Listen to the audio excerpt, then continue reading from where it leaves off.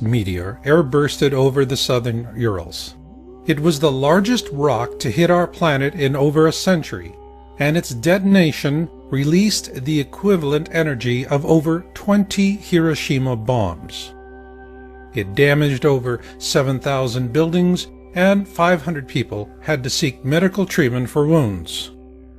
When pressed by the media for an explanation as to why NASA never saw it coming, they finally had to admit that they were blindsided by this meteor because it came out of the sun and that they do not have any telescopes pointed in that direction.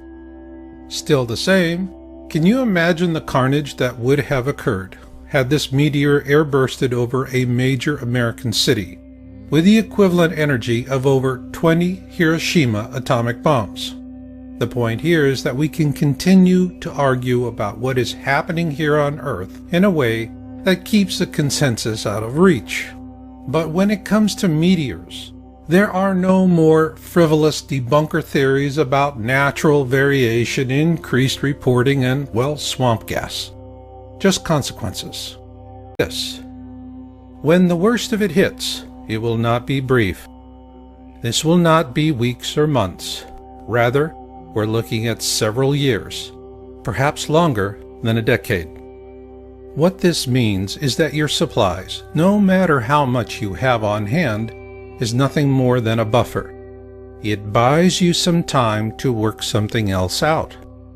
To optimize that opportunity of time, gather knowledge now, because after things run out, knowledge will help you to endure.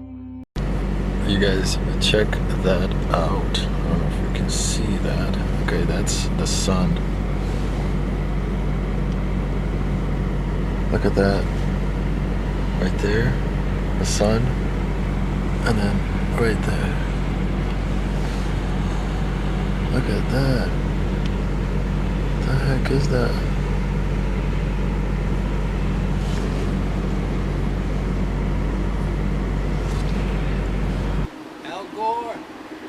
Where is the coming of global warming? The Met Office has warned of severe weather in the south of England and Wales, along much of the west coast, as well as in Scotland and Northern Ireland. That means strong winds and maybe more than 1.5 inches of rain. So the pumps at the Somerset levels are likely to be on again today. Most of the flood warnings this morning are in the southwest, which has already been drenched during several days of ferocious weather. Stage 1 is cataclysm awareness. This is when the mainstream media begins to seriously report the news to the public at large, and panic buying ensues. Stage 2 is cataclysm events. Simply put, the first to fall will most likely be the last to know. Stage 3 is post-event. Those who survive the cataclysm event will search for survivors and pull together into small, self-organized groups.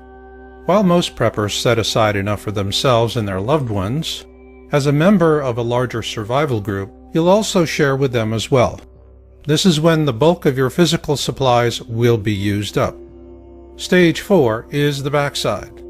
This will be the time years into the future when those who survive all the worst that man and nature can throw at them live to see blue skies once again. Cornwall train line, suspended mid-air, filleted with ease by last night's high tide, stripped of its ballast and swaying in the wind, as useless as the seawall which used to protect it.